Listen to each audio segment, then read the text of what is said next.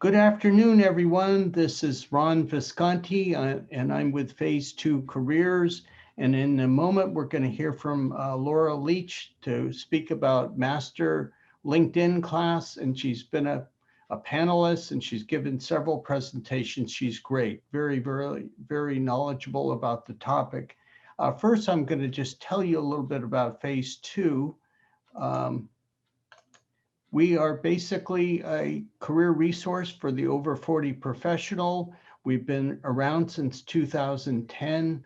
We do three things mainly: job search, all topics, career transition, a variety of topics there.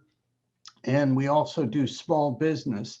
And we have some programs coming up that might be of interest to you. If you have a small business, we have Gary McKenzie's going to talk tomorrow night about proven strategies for effective marketing plan. And he's been in the field for 40 years, so he's very knowledgeable. And next week, we have our monthly job search panel. We get 4 panelists to come and give you feedback about your job search. And then finally, next week, we're going to do another unique program. This is going to be a lot of fun. We're going to do a program on improv. We're going to use a lot of breakout rooms, and it's 3 techniques for improv for networking. And it's going to be a very interactive session. I've done improv, and it really gets you doing things a little differently. So I'm hoping that's going to be a fun program, and do sign up. So that's what we have coming up. And as far as our speaker today, Laura, she's telling me all the certificates she's getting. She's a certified career coach and owner of Meredith Consulting, over 20 years of recruiting experience. She's helped many people get jobs, professional jobs. She uses techniques and she builds people's confidences and helps them to do actionable items and strategies to do things that they want to do and things that they love. So at this point, I'd like to welcome Laura Leach. Hi, Laura. Hi, Ron. Hello, everyone. Happy to be here. Let's see. And I'll let you share your screen. Perfect. Then we can get started. So hello, everyone. If you've been to one of the LinkedIn master classes before, or one of these, it's a little bit different this time. So there is some new content that I've added as this has continued to evolve over the last few years. But what we're going to cover today is very specific to this audience. And that is, we'll be covering improving your branding and optimizing your profile. I'll give you examples of headlines and tips for your about summary. I'll dive into groups, building contacts and expanding your networking skills. I'll cover how to ask for recommendations and why they matter. And lastly, what it means to be a thought leader in your industry. Okay, let's dive in. But before we do, let's have a poll, Ron. Okay.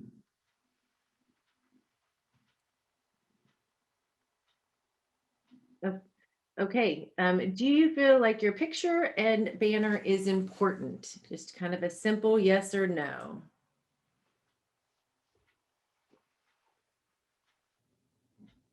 And I'm going to end the poll in a couple of seconds. And I'm going to share the results. Yeah, 92% of you, yes, and 8% no. It is really important that you do have a professional picture up, and I also like to have a banner up as well.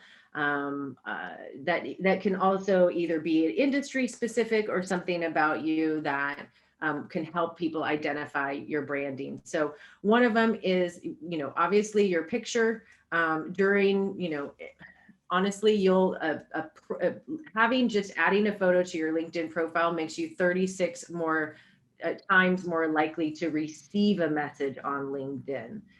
So I always think, what does your message say about you, or what does your LinkedIn picture say about you? Typically, as a recruiter, I would, be on LinkedIn all day long. I kind of am still now, and I would come across some of the craziest pictures, headshots, cropped out of group pictures, blurry, not looking directly into the camera, bad lighting, or I mean, I've seen people posing with a pet, showing the fish they caught, all kinds of crazy stuff. So having a really good picture that represents you in a professional way. And this picture, for example, with Gearson's picture, I probably would have centered his head a little bit more. I do like it a little off, but I felt like it kind of was a little up high. But I do love his smile because it's really authentic and genuine. But I just kind of wanted to give you an idea of it's a little dark and it doesn't necessarily have to be centered completely, but I wanted to show you what I would have asked him to change on that picture. And then here's like how you can improve, I'm sorry, in this picture with Ritesh, I would have asked him to darken it up a little bit, but overall it's great. There's no shadows and he's directly looking at the camera and it's a smile from ear to ear. So the tips that I think are really important are some suggestions to make your profile picture represent your best you. Dress appropriately for the industry and the role. Smile with your eyes. So you want to look really confident, but also very approachable. We want to use a solid, bright background color or avoid white if you can. Direct sunlight shadows, fluorescent lighting can sometimes provide weird shadows. And then only using photos from the waist up or mid chest up. And lastly, avoid the floating head picture, which is usually just the head, or full body images because it's such a small little spot. So I always chest from the chest up and try to fill the whole frame. Okay, let's move on. Next on the LinkedIn, we like underneath, right under is your headline. And you want to optimize your headline so because it's a very searchable field. So 95% of employers, all research candidates online, they get your resume. The first thing they do is they go to LinkedIn. It's the first thing that people see, and it doesn't have to reflect the job that you currently have now.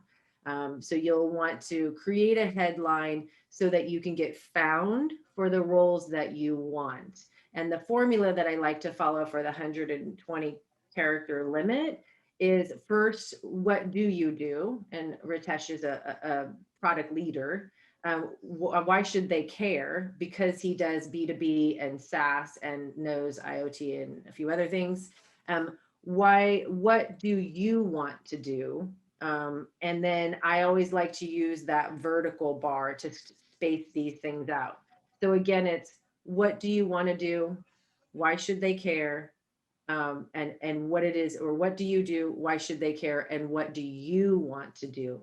Because it is a highly searchable area, and you want to get found for words that you use words that you want to get found for. For example, Ritesh was very specific about working for IoT companies, so he wanted to get found because that was his background. Okay, let's move on.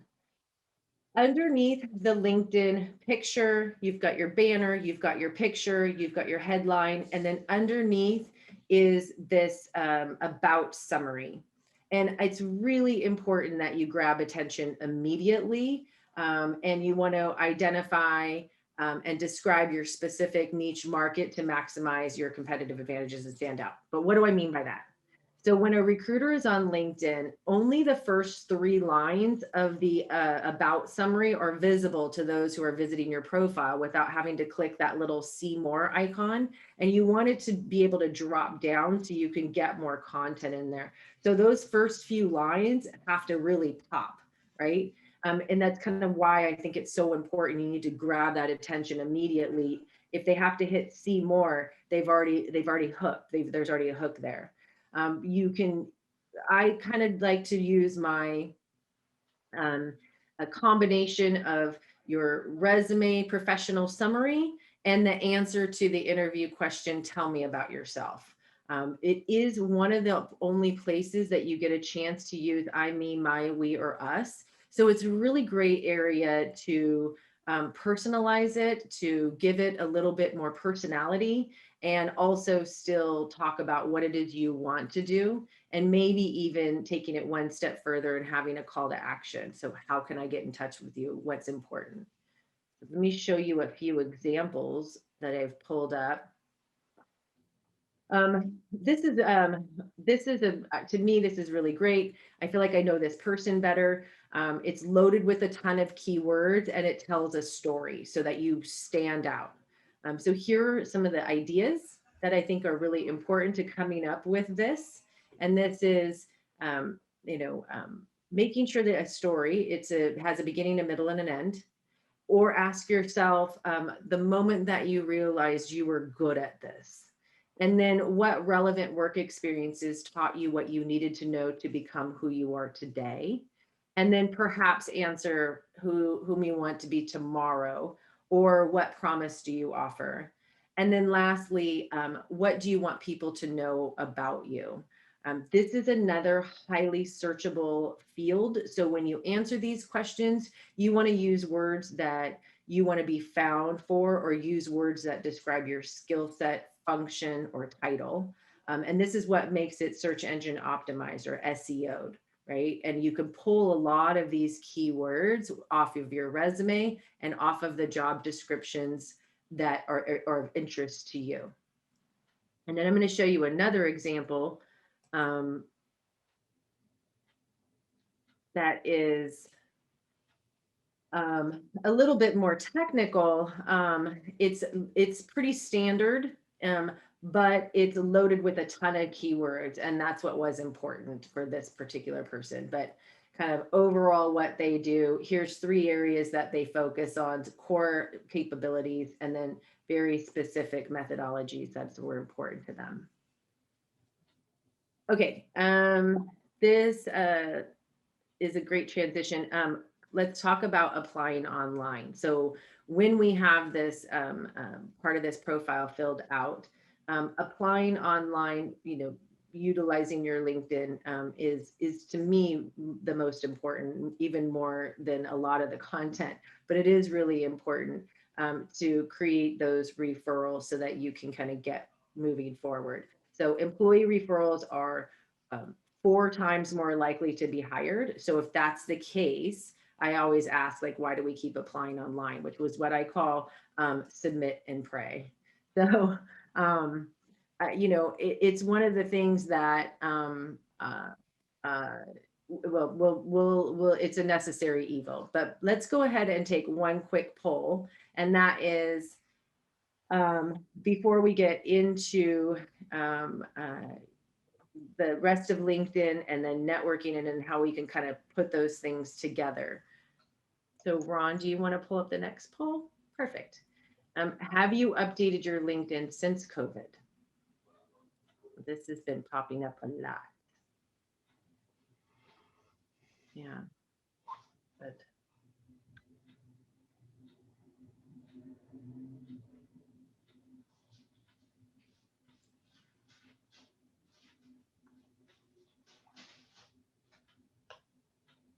all right, you want to close the poll? There we go. Wow, it's 57 have and 43 haven't. If you're going to be using your LinkedIn for your job search, and or you're a hiring manager and you want to attract people to you, and so that you can be that leader, updating your LinkedIn and keeping it pretty fresh and up to date is really important. Even if we had a gap because of COVID, that's okay too. But we want to keep it as up to date as possible. And then there was one other poll that I think we wanted to pull up as well.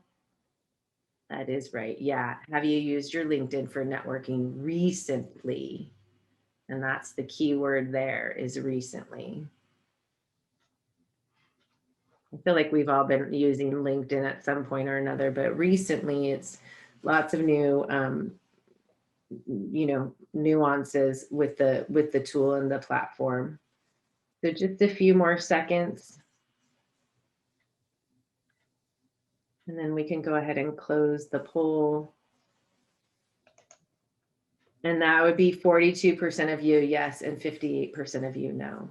Yeah. I can't reiterate enough how important it is to use your network, and part of that is your LinkedIn network. That's the community that you've built, and I like to say your network is your net worth. And what I think is really important is networking means you're developing relationships and you're serving others, right? And it's best to do it before you need something for yourself, but also so that you can be there for someone else that may need you. And I think it's really important that we realize that on an average, every job gets 250 resumes, and of those candidates, only four to six of them will probably get called back, and only one of them is going to get the job. And if we think about, almost 80% of all jobs come from referrals, it just makes sense to continue to utilize your LinkedIn as a place that you can network. And there's a few areas that I think are really important that we don't normally think about. The way that the algorithms work, as with anything, the more you use it, the more you're going to come up, right? The more that you're bubble up in the algorithm and in the tool. Commenting on other people's posts is networking. You come up on other people's feeds with your comment, and not just the hey, great article, good job, right? But actually putting some thought into it, tagging that person, and creating it, sharing your comment and tagging that person. The more that algorithm picks up, the more that you'll show up on LinkedIn, and it will be kind of the beginning of your networking. Some of the other things I think are really great is not just the other commenting on other people's posts is networking, but also finding people in the companies that you're interested in, but also following those companies on LinkedIn as some of the companies of interest, so that their news comes up in your daily feed, and then you can continue to create this content and continue to create this dialogue. And that is also part of networking, because the more you start engaging on the platform's going to give back to you. The other thing I think is a way that we could network on LinkedIn is going to these events, right? Going to these free events, these guest speaker events, and then going into LinkedIn and following up with people that you've either seen their name, that they attended, and if you have an attendee list, you can reach out on LinkedIn and have a mutual connection, instead of just going to these events and then letting fizzle out, but actually use it as a way to engage in a platform. So you have a couple of comments or questions, Laura. I was going to jump in. Larry asked, what do you mean by recently? We had the poll about how recent are you talking about within the last 2 weeks, or just over the period of the pandemic? I would say over the period of the pandemic. There's been a lot of work that's been LinkedIn is always constantly changing. So we're always wanting to continue to change and update our LinkedIn profile. So putting it on there that you ended your last job, or that you've been, upskilling yourself if you've been out of work, or whatever, volunteering, whatever you've been doing, or sabbatical, whatever you want to call it. If you haven't been working, or what have you been doing to adapt to working remotely, or what are your thoughts about going back to work, whatever it can be. I would say keep your network, keep updating it as much as possible. And so to that point, Elena also asked the same question, and I think you're answering it. Is there a good way to address COVID and no work? Yeah, that's just it, right? Just, I mean, there's this general kind of global empathy about people who have been impacted by COVID. So I don't think it's, I don't think it's going to go against you. I think after a while, people might like, I wonder why this didn't person either didn't go back to work or is having such a hard time. But right now, we're at the very beginning of people starting to, interview and getting offers, and it's starting to really pick up a lot more. I've been contacted twice in the last 7 days to see if I knew any recruiters who could come and work. And then I got just recently somebody asked if I wanted to start up their recruiting practice for them as a VP of talent acquisition. It's such a need right now. There's not a lot of recruiters. They've all been poached. They were out of work for a while. And this is where they're going to go. They're going to go straight to your LinkedIn profile, and saying that, you were out of work because of COVID is fine. And I don't know if they have an icon. I know LinkedIn has an icon for if you were self-employed or a consultant. They also have one that's called pregnancy pause, but they may have one that's come up with like COVID pause or something like that. But I would look around for that. I haven't looked to see if there's an icon, but it'll be interesting. I'll follow up with you guys on that. Um, any other relevant questions?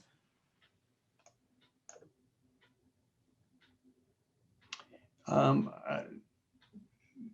Elena makes a response about that she's not a fan of LinkedIn icons.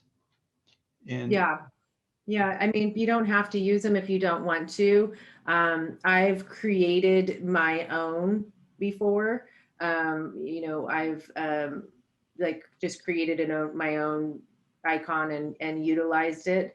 I think now there has to be a company associated with it. So you would have to create a company page, like I have my Meredith Consulting company page, and then I can put the icon over to it. If you're self-employed, it's a really easy thing to do. And she also makes a point to you, Laura.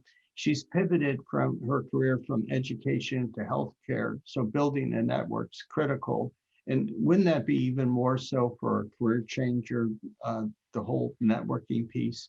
Because Yeah, I would say 100%, right? If we don't have the network already, built in because we've been in a different industry or different function, then yeah, I mean, I always think about it like a recruiter's mindset. If you came to me and said, Laura, I was a technical recruiter, but if you came to me and said, Laura, I need finance people, I need accountants, I need consultants, I need people who are going to, do portfolio management. So what would it's out of my network. So I would go start building it. Right. I would start building the network. I would start connecting with people and start having informationals and asking a question and adding them to my LinkedIn and sending them information that I'm getting, and just kind of start having this conversation that's swirling around, and I'm adding and adding and adding, and looking at competitors, looking at companies, looking at the people within the company and what was their trajectory. Do I have something in common with them? Were they career pivot, or did they switch industries? And just actually going in and creating that network and become, when we'll talk about this, become a thought leader in it. And sometimes it's like moving to another state and not having one person. Eventually you meet friends. Eventually you build up your social network around you and your community around you. But it takes effort. Not people don't come and, I mean, some people come and welcome you when you arrive, but some people don't. And so you have to go out there and make it happen. now here's a question from Mariella. And maybe if you could just backtrack a little bit and explain and talk a little bit about employee referrals and why they're so critical, that being 4 times more Yeah. likely to be hired. I think it's just like we get a referral for, I always say, like, I'm not going to dare, I dare not test a sushi restaurant unless it has a referral, right? I'm probably not going to just pick out I may not pick out a dentist unless I talk to some of my friends in my neighborhood and ask. We're more likely to hire people that come with a recommendation of somebody we trust and know and have respect for. One of the things that you can, there's some advanced techniques in making referrals happen that we could probably get to in a different slide, but it's so important. And if you think about it, and we talk about a little bit about applying online and why I say it's submit and pray, you know, recruiters are bombarded with these ATS systems, the applicant tracking system, where you go and apply online and you're in a bucket and you're really getting this, you know, quick scan, this quick, do they have enough of the keywords? I'll put them in the maybe pile, enough of the keywords, maybe pile. No, they don't have this. No, they don't have that. Or they've already set that ATS system up so that if you don't have certain qualifiers, they can disqualify you and they can only work on the people that have those qualifications. Right now, I believe there were 8 million people out of work. I still believe there's 5 million people out of work, not including based off of people who applied for unemployment. And then there's like another 1.5 million women who stepped out and are probably never going back. And then there's a whole nother layer. I believe it was, I can't remember the Forbes article that came out like yesterday. I think it was 5 million or maybe even less than that, of people who just took packages and retired early and took early retirement that never even applied for unemployment. So that being said, there's so many people who are just hitting apply, apply, apply, apply, apply, apply, apply. So having that that personal referral, that one person that's going to say, not only am I going to get you to the hiring manager, I'm going to put together a little paragraph and it's going to, this is why I'm good for the job. These are some 3 things that are really important, and then utilize that referral process in a little bit more meaningful and an engaging way. If not, then you're just kind of in this sea of resumes that have just been applied online. So this is from Larry: to support your contention, Laura, maybe more out of work than we are told. I'm getting open emails from people asking me for work, me employing them. I'd never experienced this kind of thing prior to the time of COVID. Yeah, I don't know. I don't know what, I would have to take a look at your LinkedIn profile, Larry, and figure out why it is that people are thinking that you're going to employ them. I don't know.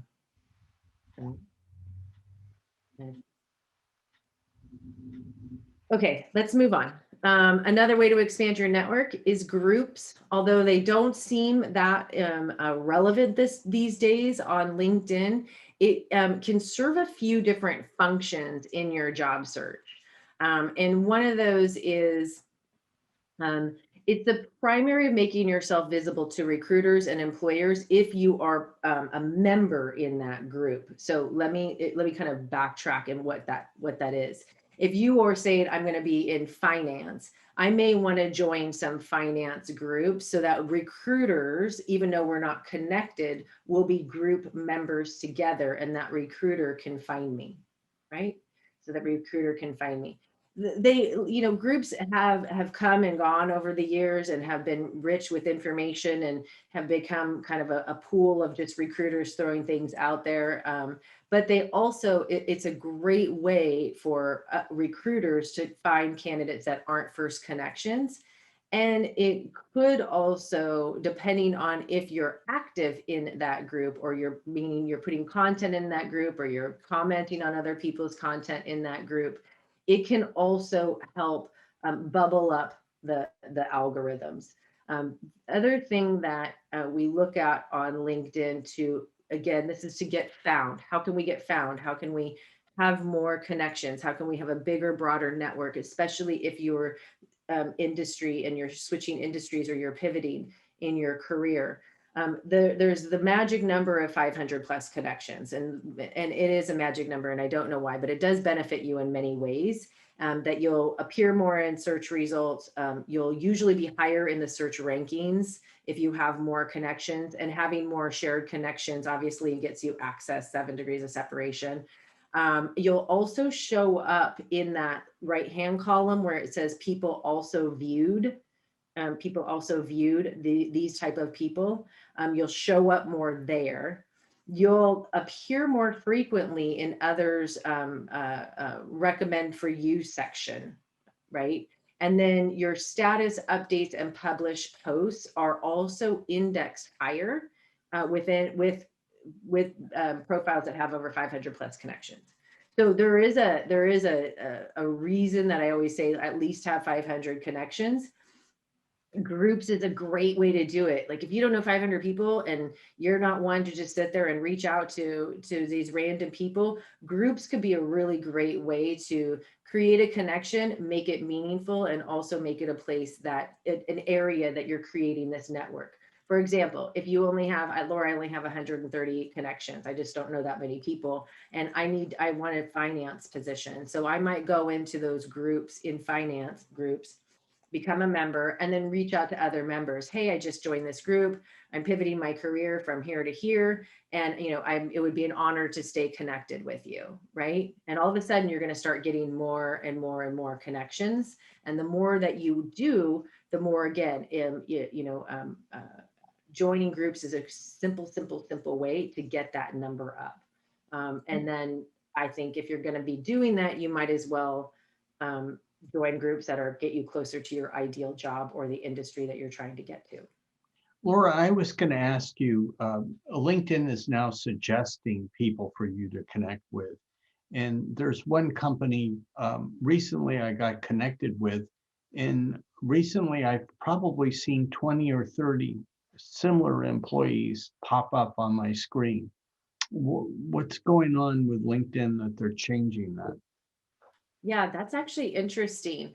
I don't know if it's because I don't have a recruiter LinkedIn account anymore, or a seat as they call it anymore.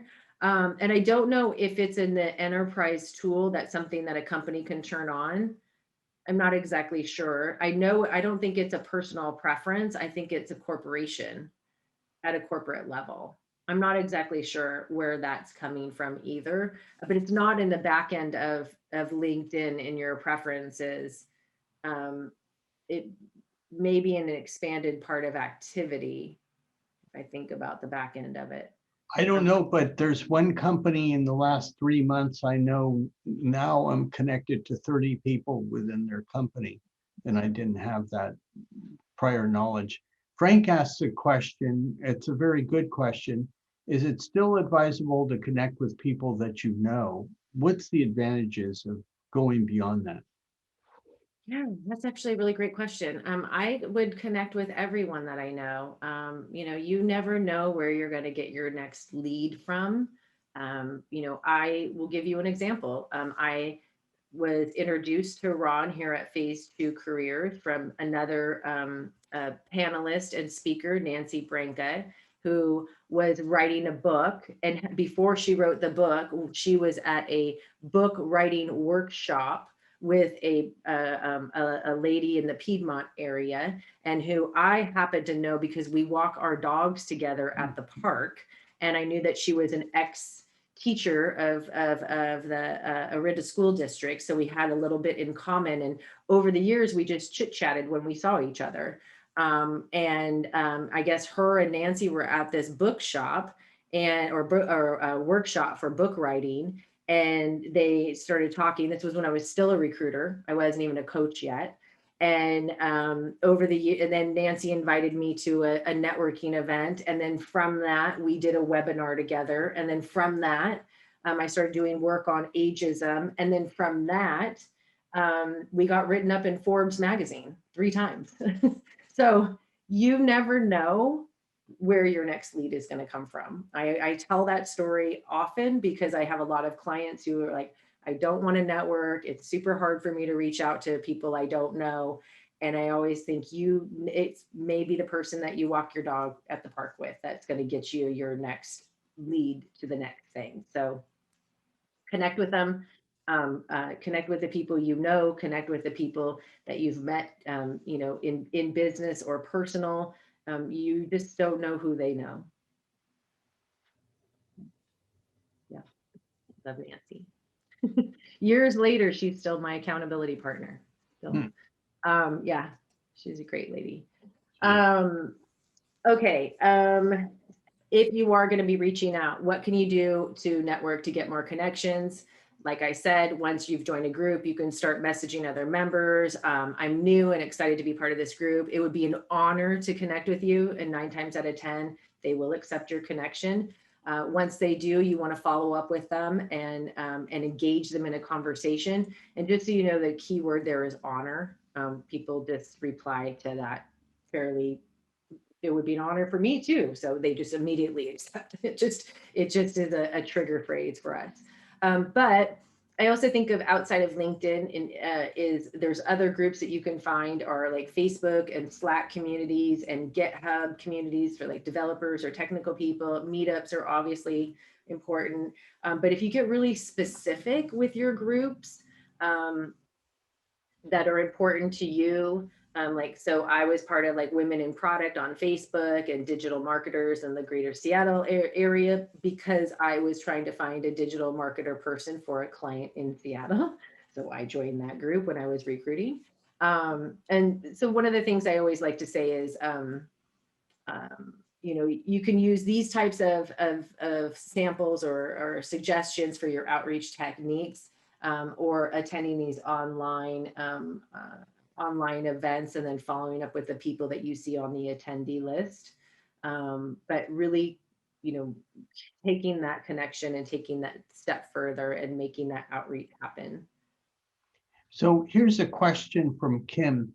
Is promptness of response to a link critical or important to you? So if someone asks to meet, connect with you, are people worried about how promptly you connect with them?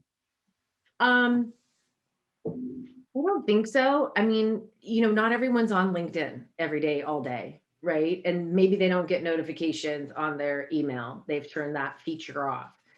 So they have to go into the tool to see that people want to connect with them because it's to their Yahoo email or a .edu or some whatever email they don't use anymore. Half of the time that's true. It's not connected to a work email or something that you see in your inbox every day.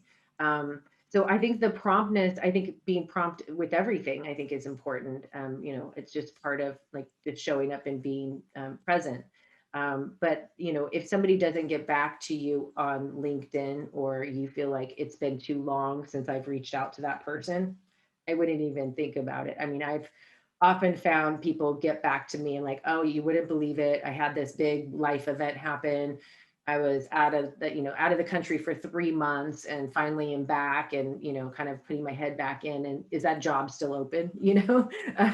But, not everyone is on it. So I wouldn't worry about it. I also think that to be true about when people don't get back to us, I also don't take it personally because I don't know what's going on in their life. All right, let's move on. Okay, keeping in touch with people that you meet at networking events, recruiters from past phone screens, even hiring managers that you've interviewed with, stay connected. It is so important that, I find people that I've connected with on LinkedIn and I go, oh, I think I was recruiting in 2014, was product managers. I think that's how we remember each other. Like I could almost like put it together. Recruiters bounce from company to company. You never know where they're going to be. So keep in touch with them. They also, even hiring managers that you interviewed with, stay in contact with them. You don't know if the person that they hired gets promoted and that seat's going to open up or doesn't do well and is gone, or the hiring manager liked you, but wasn't able to hire you at the time and now all of a sudden is at another company. So all those touch points that you have, especially phone screens and interviews, those are touch points that I think are even more important than reaching out to people on groups because they know you, they've talked to you, they may even have your phone number and your resume. So stay connected with them. Sharing articles, posts, or offering to introduce people in your network is also really important. I always like to come to the table asking, how can I help? And I have lots of people who said, I'm so glad you asked. I didn't have the nerves to ask you for help, but thank you for offering. Right. And that has opened up so many doors because I think there's a lot of people who are afraid to ask for help. And so when we offer it at first, you tend to get a really good response from it. So.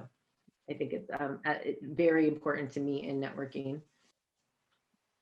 And then here's some examples. Someone always is asking me about, well, what do I haven't talked to this person in so long? What do I say? I don't know. So I just put together some, some examples and kind of put up some scripts. So you're welcome to take a look at them. Okay, one poll here we are going to pull up.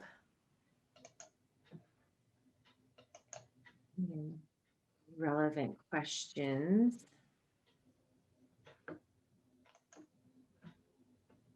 Yeah, have you used your referral network to get your last job or last jobs? I find this question interesting. Ooh, straight away.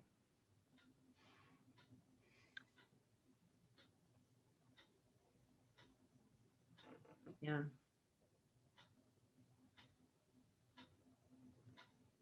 Just a few more seconds and then we can close the poll. 50-50. Wow. Oh, there we go. Almost 50. There we go. 46-54. No, interesting. I would think that is very interesting if you haven't gotten your job by a referral. The other ways that, like, almost every single one of my recruiting jobs in 23 years came because I knew somebody that knew somebody, or Laura, just come and work for me and we'll figure out what you need to do, or we'll figure out the money, just coming over here. And that's how I've always gotten my jobs, but not applying online and not asking somebody like, hey, here's my resume, can you pass it on to the hiring manager? But in today's world, today's days, it is so important that you have a referral, especially if you're switching industries. You've got to be able to connect those dots, and sometimes you can't do that well on paper. So having that referral network in place can be so helpful. So you got a whole web of a lot of responses. Elena says, in large organizations, is it sometimes difficult to find the hiring manager?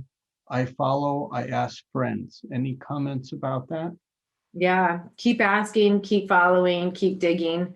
It is hard in big organizations, especially, over 1,000 employees, it's really difficult. But if it's within the job function, you can kind of figure out, at least who the executive level is, and then kind of work your way backwards.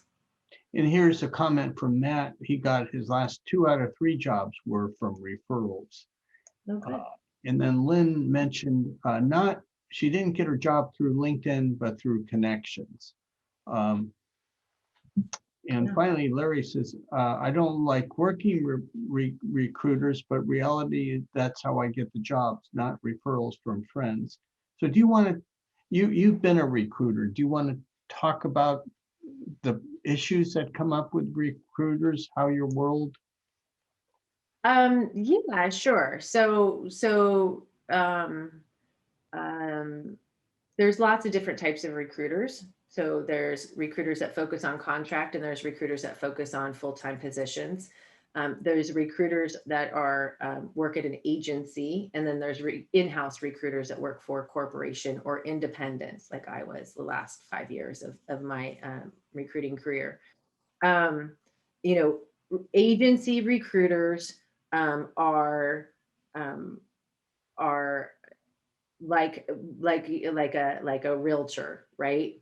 They want to sell the house, they want to sell you, and they will usually try to get you the best deal possible, because the more money you make, the more money they make. They also are the least loyal, right, to you and to their organization. And they're probably very revenue driven and hungry in that way. And, happy, hungry, humble is one of the things I like to say. And I don't know necessarily if humble falls into that type of recruiter. And I was that for many years. So I own it.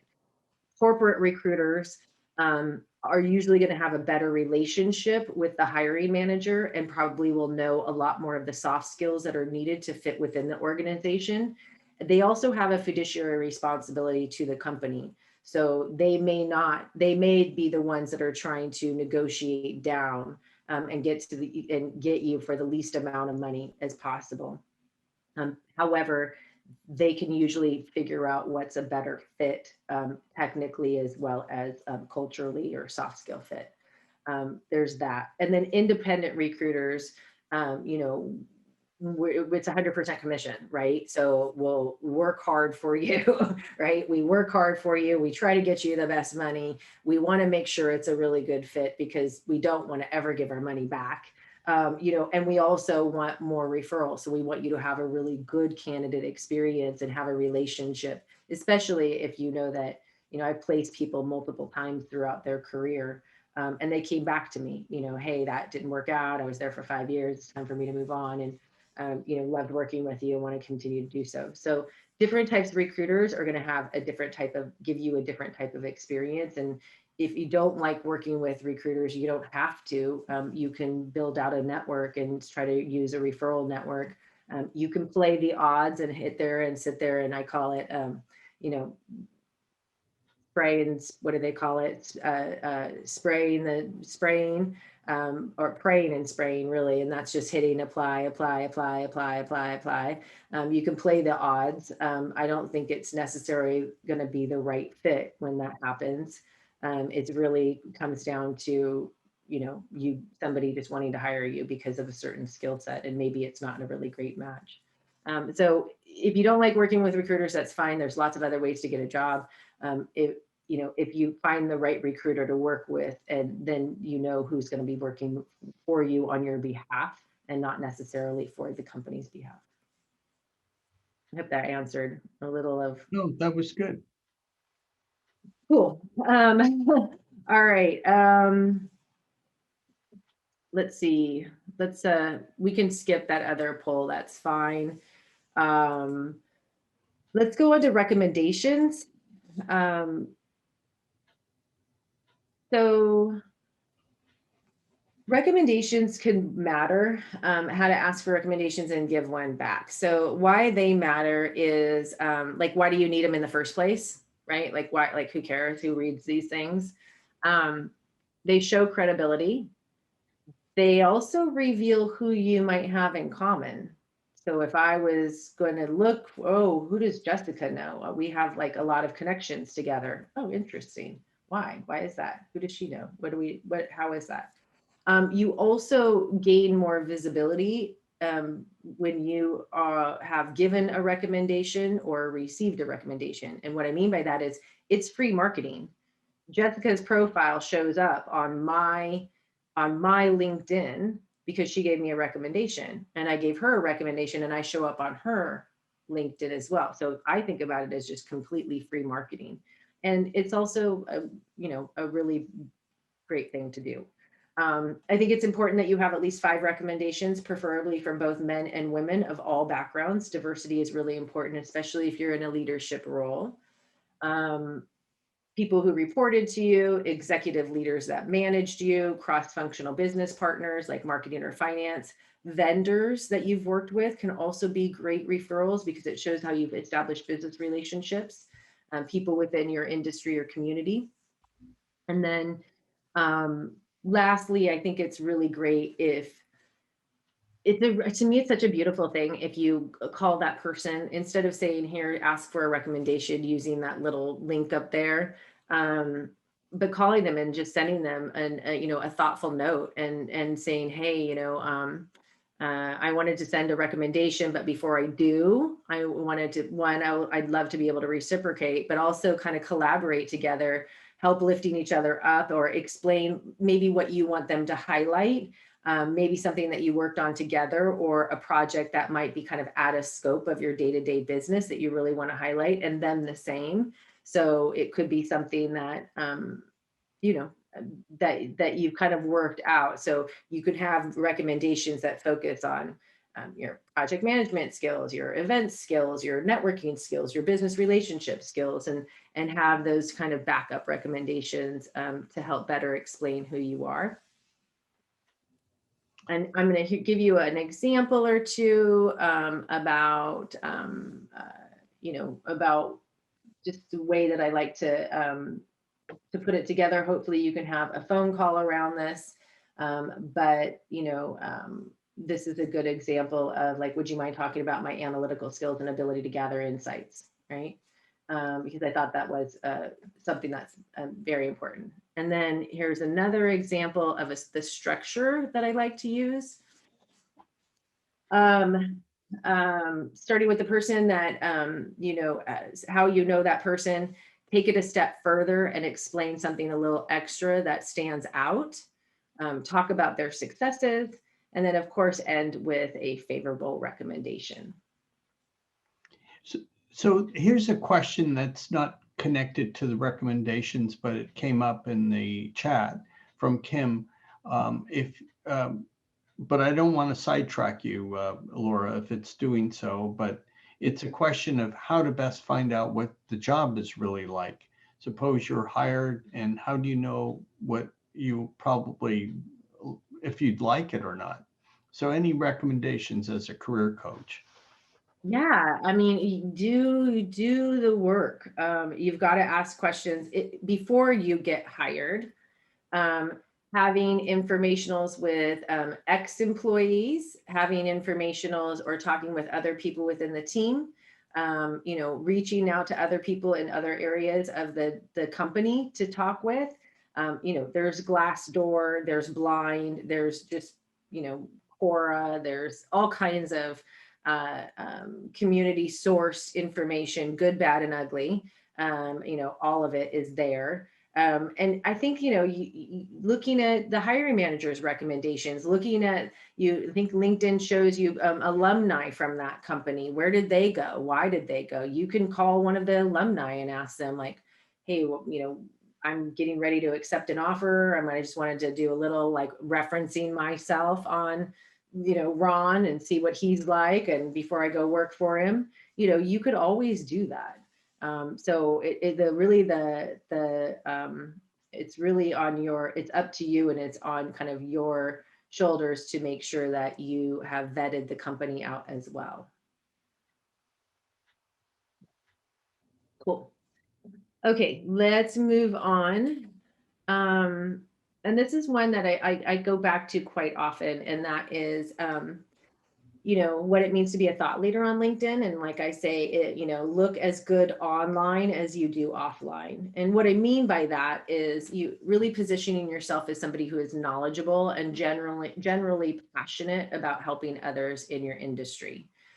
So like, how do you go and do that? LinkedIn is a really great place to create meaningful relationships and really compelling content that resonates within your community. And you can build original content, you can share other people's contents within a post or industry vertical. You can start liking pages like I talked about before on the companies or media publications or industry associations that kind of make up the center of gravity of the area that you're focusing on. And then, by making more of a contribution this way, it will help build up your credibility, and you'll start showing up more in searches within your industry. And the one thing I like about LinkedIn is, yeah, there is often, not as often as some of the other social media platforms. They do a really great job at keeping it not as political, not as, not as pictures about Facebook. And depending on what your community looks like, it's easy to curate the right kind of information that's being delivered to you so that you can participate back in that industry. And the way that you do that is by making contributions to that industry or the companies of the function or even the function. The more you create or share, the more awareness is generated and the more trust that you are established, and then the more that you're worth. So that's why. Look as good online as you do offline. All right. And then some ideas for you to stand out like a subject matter expert. And we can provide you this last slide with it where it has some links of how to something like how to handle a difficult conversation, new certification or acquire, like if you took something or upskilling, creating LinkedIn articles, sharing content, and even like adding a meme to it is often gets a lot of, generates a lot of engagement, or a really vulnerable piece. And then, and again, I have some links to some of these. They all, when you go into these links, you'll notice of the high engagement, meaning there's lots of likes and lots of comments, which means the way that these algorithms work is it'll keep going as long as people are commenting and liking and commenting and sharing and liking and commenting. And as soon as they stop, it's over. And then then they pick up something else that's going viral, right? So the more likes, the more shares, the more saves, the more comments, the more it's going to continue to snowball out. And then once that stops, it stops. And that's why we have to keep putting out more information. And your content is like currency. So remember that when we want to create this network around us. And Ron, I gave you this, and here's all of my contact information as well. I know I gave you the deck, but I don't know if those slides had live links to those. So I'm happy to go back and make sure that you have the links to that slide 19. Oh, okay. I could check, Laura, just to make sure. I was going to ask you a question not related to LinkedIn, but I noticed that there's another LinkedIn-like product. What's your comment on Alignable? I'm starting to see more people are trying to connect on Alignable.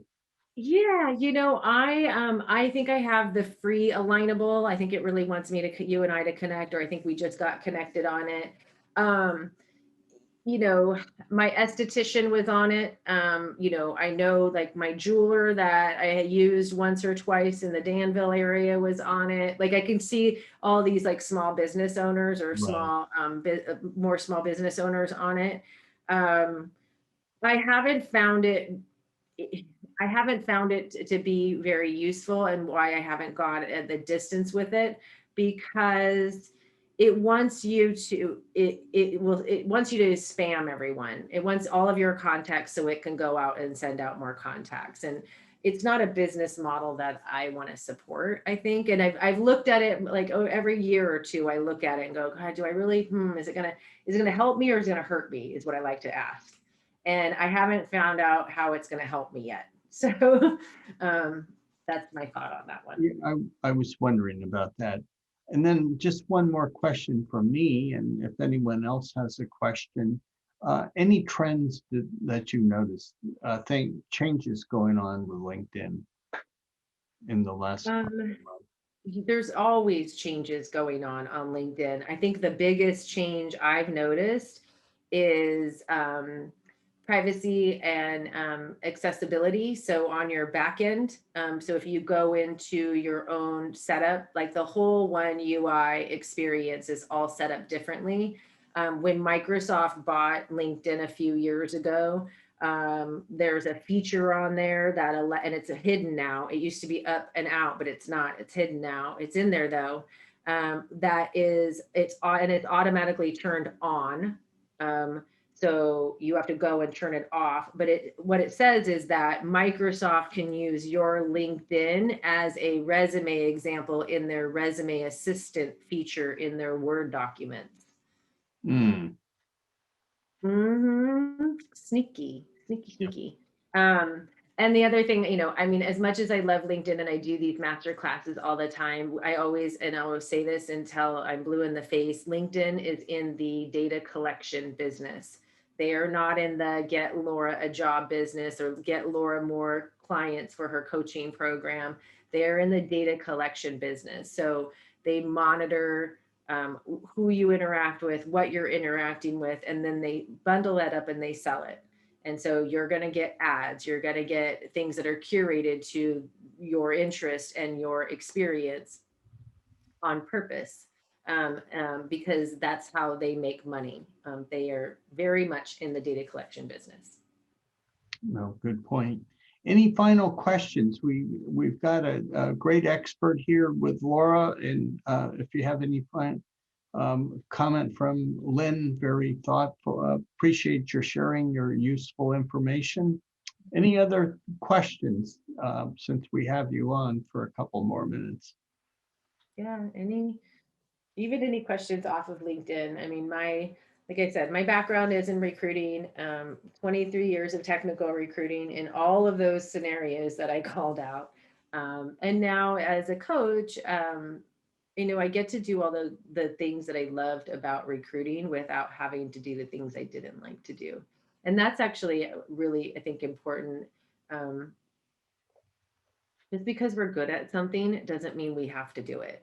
And if there is something on your resume or your LinkedIn profile that you don't want to do anymore, but you're good at it, but you just don't want to do it anymore, don't put it on there. It's Murphy's Law. Someone will immediately go, "Oh, you know about perfect." Because I couldn't wait to get that off my plate. Right? We hire the people that where we have gaps in our experience and our skill set. We hire people to fill those gaps. So if you have something on your resume that you don't ever want to do again, mine's resume writing. I'll be honest, I'm a coach and I will help my clients with resumes, but it's not my favorite thing to do. And I don't tell people I'm a resume writer. I do it for my clients. So this is Eva, a few comments when you run a nonprofit group, LinkedIn, and I'm not sure I understand. Do you want to unmute yourself, Eva? I'm not sure I understand your question. Well, I mean, how does this analysis differ when you're representing a group as opposed to yourself? I don't know. I'm not sure I understand the question very well. Do you want to ask that differently, Eva? No, I can't. That's okay. So in other words, I mean, you do exactly the same thing that you have described, only you represent the group as opposed to yourself. So you highlight the group's values. No, Sure. no other major differences. Yeah. Like we were talking before we started the presentation, I think a lot of this information could be utilized if you had a company page or a nonprofit or a small, business. When it comes to networking, creating a community, being a thought leader, you don't have to necessarily be an individual contributor or, an employee. You might be a business owner or part of a foundation, and some of the techniques that we covered today, I think, are still very applicable. Well, in light, if we don't, this is from Julie. Is there a way of us can network with other students listening to Laura on the presentation to add to your LinkedIn profile? That's a good comment. We're a LinkedIn and we want to expand our LinkedIn. So how do we make that available? So maybe you could put in the chat if you want to link with Julie, put your email in, and then you could just save the chat. Yeah. It's the 3 little dots in the chat group at the very bottom. It will save your chat file. So those You're that welcome. link in this session, just put your emails in and then put your 3 little dots, save the chat, and you could go back. That's a great comment because a lot of times people come to presentations and there's a lot of wealth there and it doesn't go anywhere. It's just sitting there, right? Mm-hmm. Any final thoughts, Laura, that do you want to give any final thoughts about recruiting or some changes or anything about LinkedIn that we haven't covered? I would just reiterate, LinkedIn can be a really powerful tool when you want to use it. And as with any of the social media platforms, they only get you so far. And if any of you have listened to my Fast Fact Fridays or heard me before, it is the words that come out of your mouth that get you the job, not your LinkedIn profile or your resume. So we also, need to make sure that what we're saying about ourselves is being heard. Do you want to mention who Lions are? In the last year or so, they've said wanting to network. They're changing things and making it more easy to network within LinkedIn. Have you noticed that? Yeah, so the Lions was the LinkedIn Open Network Group. And that would basically say you'll be an open networker and you'll accept anyone's connections. Because I think if you deny so many people, you get kind of like red flagged. And so by saying that you're in the Lion group or LinkedIn Open Connection group, and then they used to have a badge that went around your picture, but then they also have the Open to Network badge or Open to Work badge.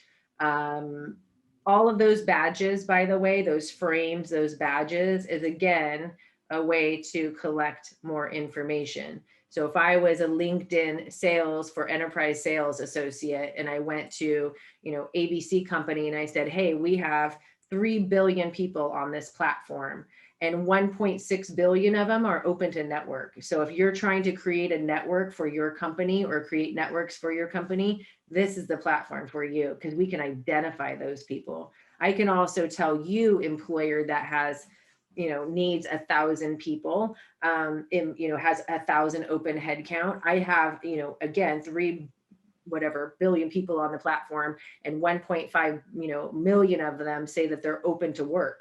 So you just start with that pool of because I can sort it that way now. So again, those frames around your picture, it means that you are in the data collection business part of that. It is a way to identify it. It doesn't do anything for you. It's just a way that LinkedIn can go and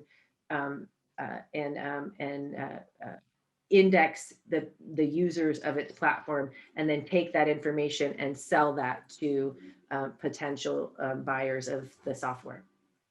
Do you want to maybe make a comment about someone that's in a job that wants to discreetly start networking? Any thoughts about that?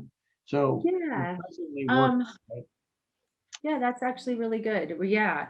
So there's the feature on the LinkedIn that says open to recruiters or opens it up to recruiters and basically it will tell recruiters that don't have your at abccompany.com their email extension. So anyone that isn't a recruiter that has a recruiter license won't be able to see it from your company. But if they're calling it out to agency, that's entirely different story.